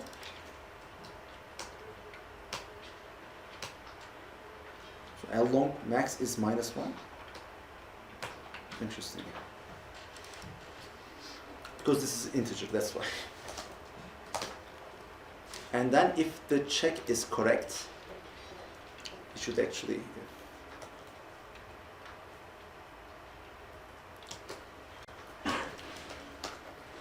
And if the first is smaller than, if current is smaller than res, then res is equal to current.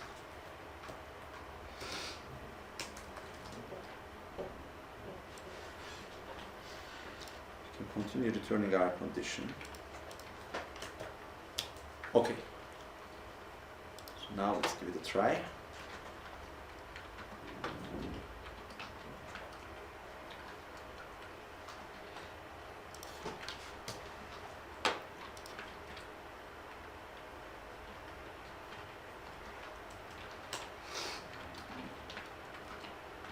And the result is 3. Yes. Okay. So let's see what does our binary search do now.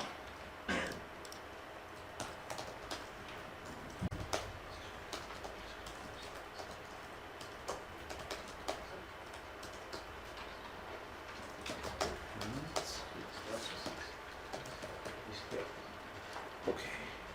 Let's also see our updates here. Like basically what we can write is, no, let's just see this first.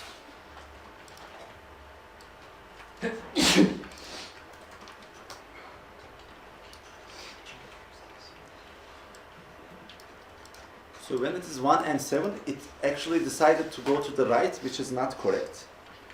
Why is this the case? Now let's see. So we might have a problem in our check function. As long as we have a remaining element and first is less than remaining plus 1 over 2, first is less than the half, or and second is less than remaining plus 1 over 2, we continue execution. Because if that is not the case, then we know that one of them either passed the half of it, or we don't have anything remaining. So I think this condition looks good to me.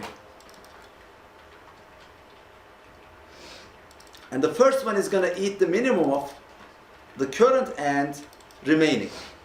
Okay. And we are going to decrease the remaining by the first current after that. That's correct. And then we calculate how many the second guy is going to eat, which is remaining over 10. And then we take it out from the remaining. And after that we also update the first and second. So the check looks correct to me. So now I'm going to basically try debug check. Like we know that 3 should be the right answer for the sample input. So what I can do is I can basically check 3 and n.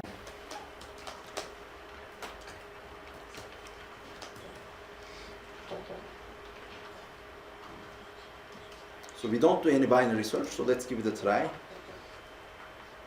Let's say 68. So probably it's going to say no. Yeah, it basically returned false. So now let's look at our check function. And print first and second at every step.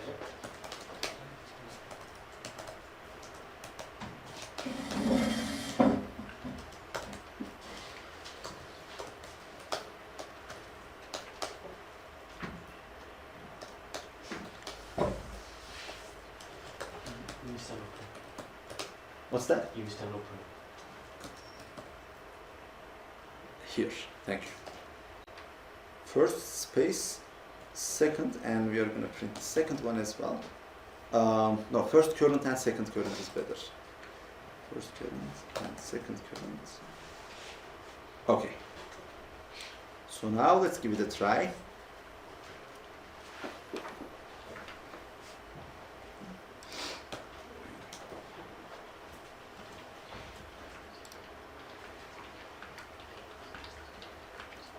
Say 68, 36, 35, 34, 34. 35, 34, 34. That's right. And at that point, let's also print first total and second total as well.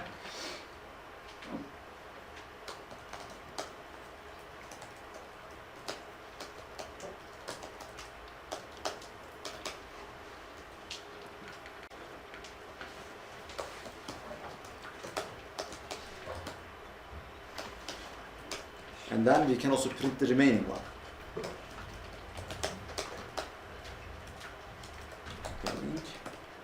Okay, so I think this should give us enough information about what is going on.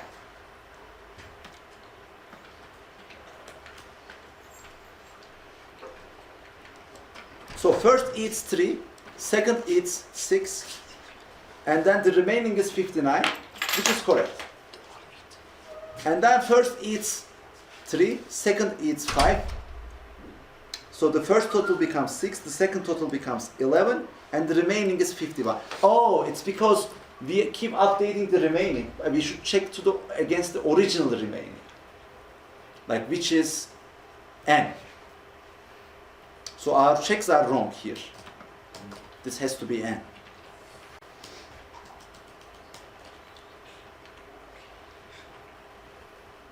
Are you guys able to see why I'm making this change? Because we were updating remaining and we were checking against the updated version, but that's not correct.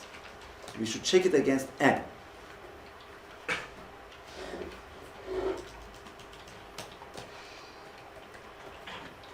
Okay, so now let's give it a try.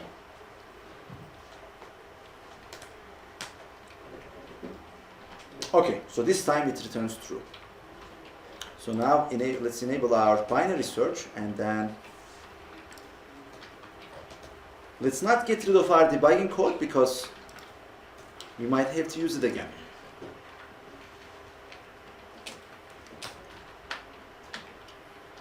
So now it's at 4. So now let's enable our debugging code for binary search.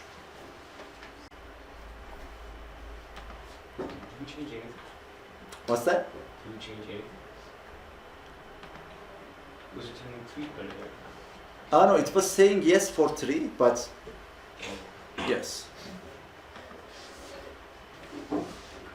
Current is less than res, and res is equal to current. So it basically goes to 1, 3, and then it tries 3, 3. Okay, so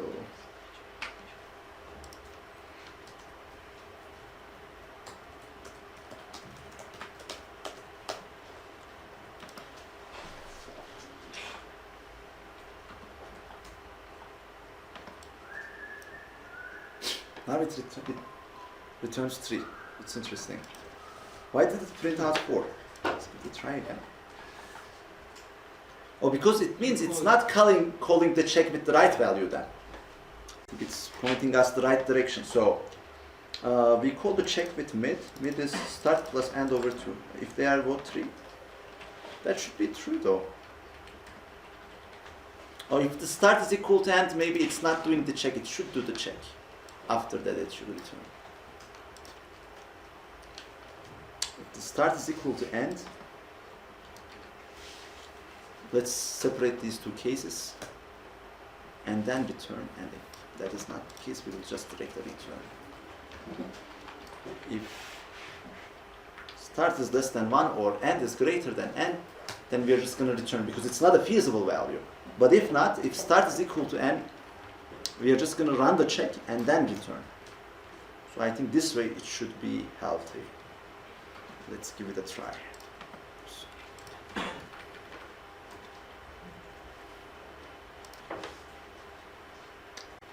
Line 50 here. Mid was not declared. You can just call it start here. Okay. Because like the mid was for 1 3, the mid was 2. And then it is looking for 3 3, but it never ran the check for 3. That's why it wasn't able to find the result. So now, yes, it is able to find the result. So now let's try a bigger input, obviously, to see how much time it's going to take. Okay, for 1 billion it worked correctly. Now we are going to go even above.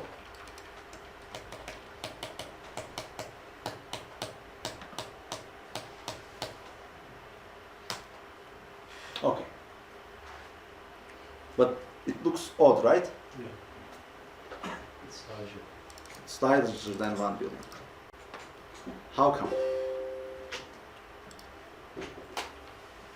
So what is our initial value? Let's check our initial value. This is our initial value.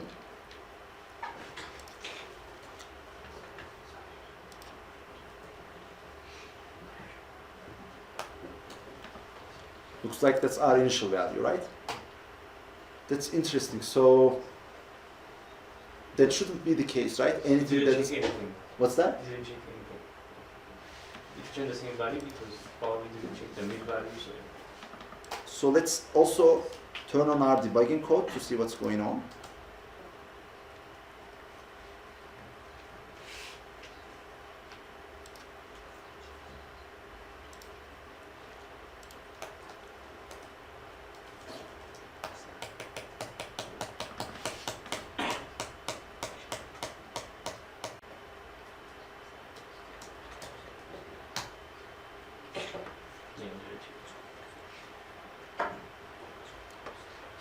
Okay, so did we get overflow for start or end?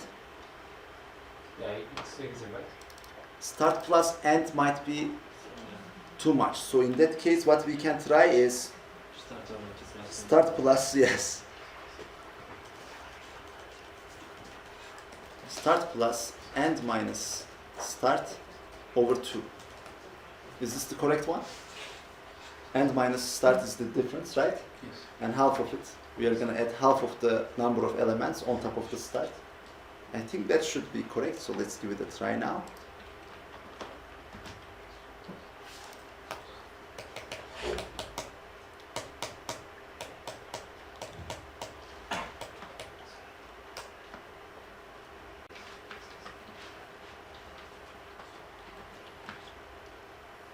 Are we still having overflow? Yeah, we're still adding the same value. So it's 1 plus 1 billion because we're checking between 1 This is no. The bug is here. Oh, you used some. It was, yeah. It should have been long, like it wasn't. Okay. So now let's give it a try.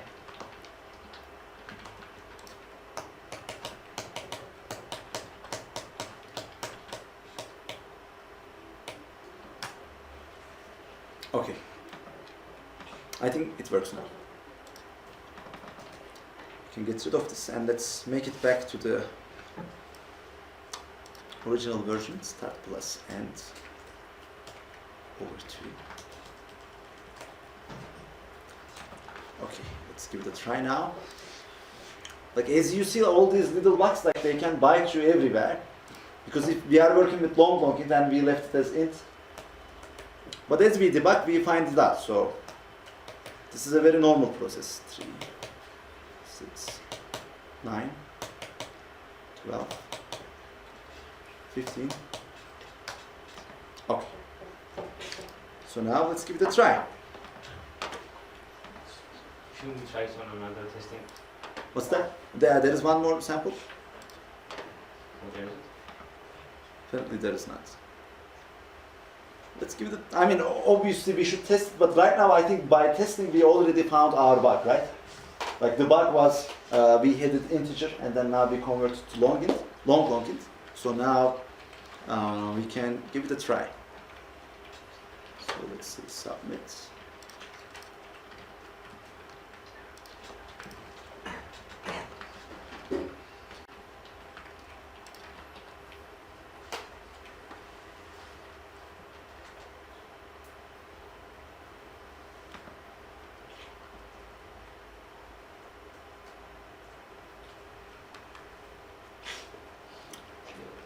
Time limit exceeded. Interesting. Oops. So let's see. What is the test case? You should click on the test results at the end.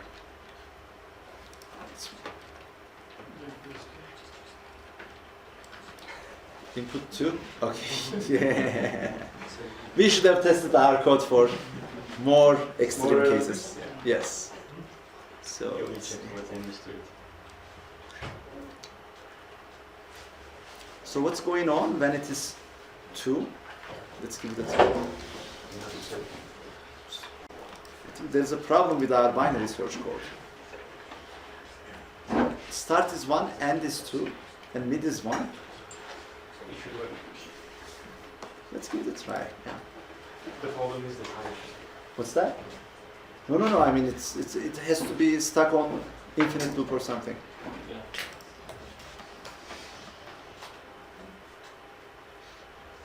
What? Oh, is it getting stuck in here? Yeah. Remaining is greater than 0. But remaining is always updated, right?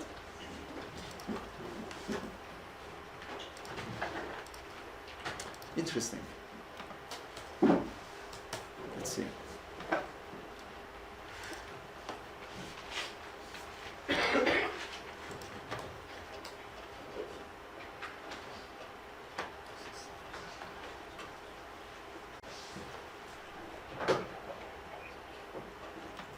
So the current is down to 0. How come? Stop execution. Span. Yes. So if start is less than 1 or end is greater than n, then we do return. So can middle point be 0? I don't think so. The end is 0. See the output. What's that? Start was 1, but end was 0. So let's print n here. Like if current is equal to 0,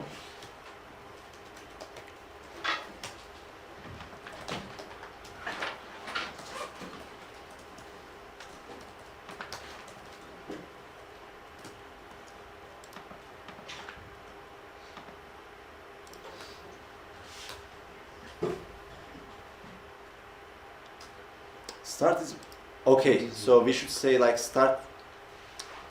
That's the problem with binary search. Or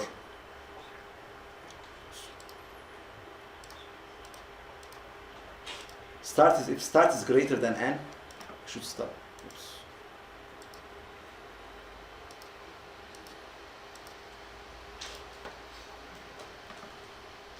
Or start is greater than x.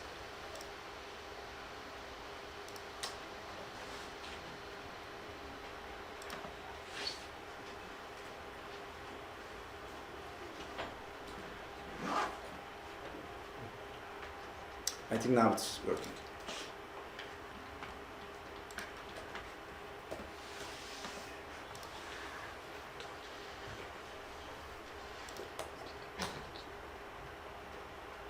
Okay.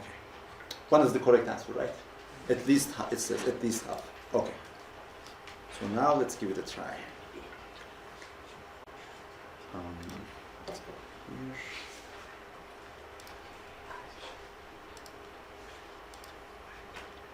It was Candice, right? This, all right, let's say submit.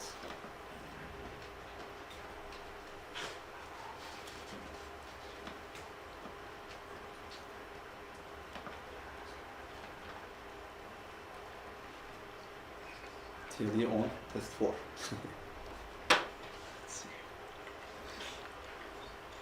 Wrong answer. Let's take a look.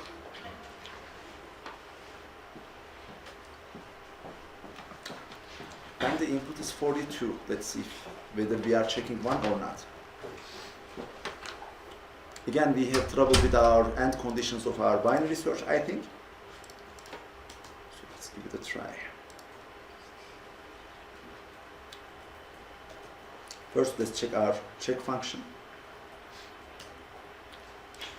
It was 42, right? Let's give it a try.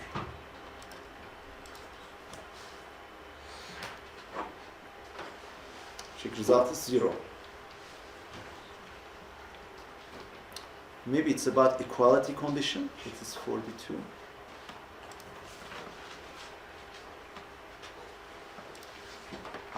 Since the answer is 1. Okay. So let's go check our numbers.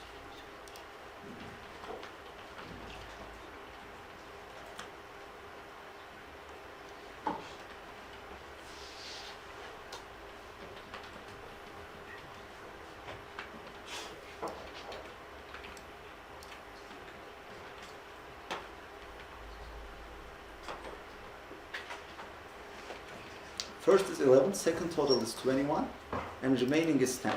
So remaining is greater than 0. Is first less than, oh, once they reach to half, still that's fine. Like they have to, like we should continue when, in the case of equality as well. I think that's the problem. Because the second reaches to half, but the first can still reach to half. Like, because once 10 candies are remaining, the first is gonna eat them all. So we should remove the cheat for the second. Right? No. Whenever second passes n plus 1 over 2, there is no point checking. It's just like the equality was the case that was breaking us. Because like if second eats 22, there is no point continuing the execution. Okay.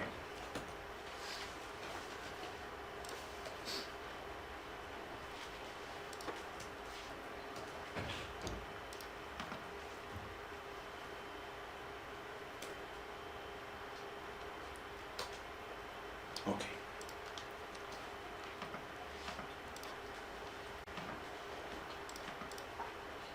Let's go to submit code and copy. This is problem C, submit.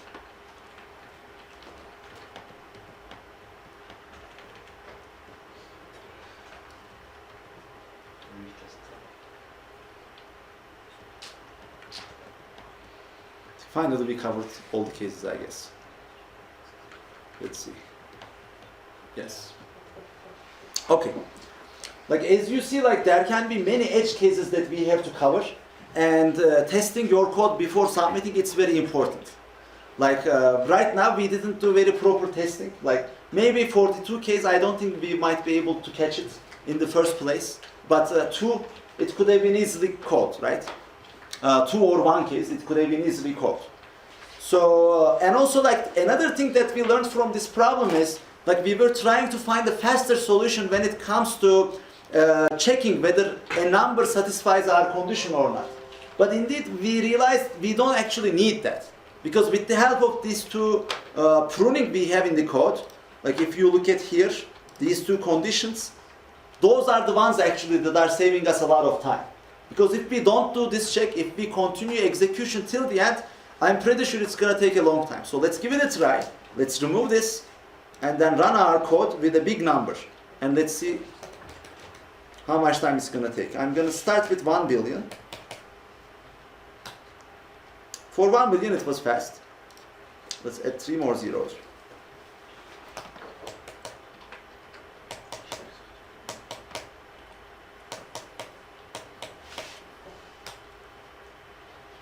Okay, so it looks like it doesn't make much of a difference. Even the full execution is not taking too much time because the number we are looking for is very large.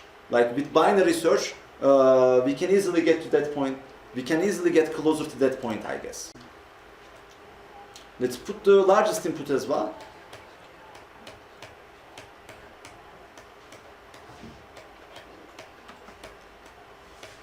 Yes.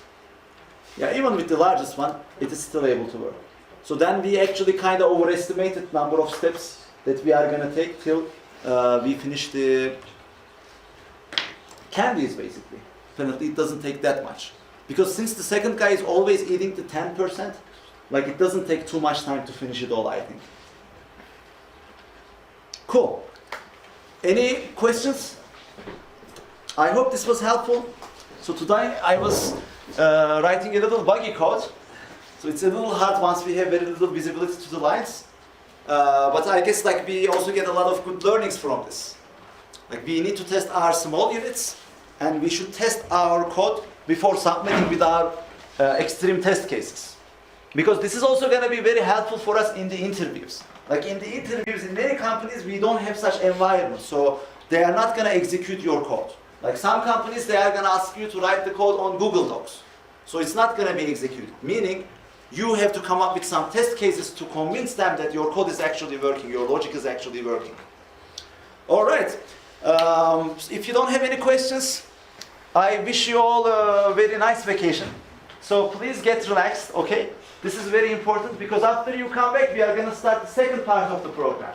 And in the second half, things are going to be more dense. Like we are going to be pushing the gas pedal more and more. We're not going to press the brake pedal anymore, okay? This is the last time we are pressing the brake pedal. So mentally, relaxation is very important. And what I ask from you is only 1 hour every day, okay? That's for the consistency. Because if we put consistent effort, in the long run we get very good results, okay? All right, thank you very much and see you tomorrow.